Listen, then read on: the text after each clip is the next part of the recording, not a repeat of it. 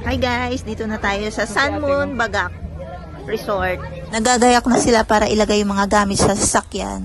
Bali nga pala, nag-arkila kami ng jeep dyan dahil hindi kami kasya sa isang sasakyan kasi napakadami namin. Marami po kaming pamilya.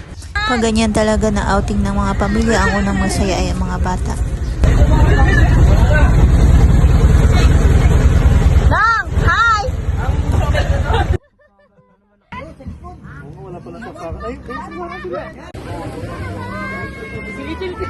Wow, ang ganda dito. Oh, swimming. Oh.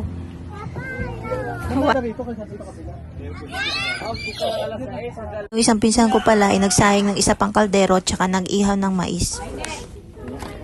Kinagabihan nga naman pala ay kumain muna kami bago maghimay ng bibi yung pinsan ko. Kain tayo! Lublob na nga pala nila sa mainit na tubig para matanggalan ng balahibo yung mga bibi. Ito na po, lulutuin po na namin. Yeah, pulang dala.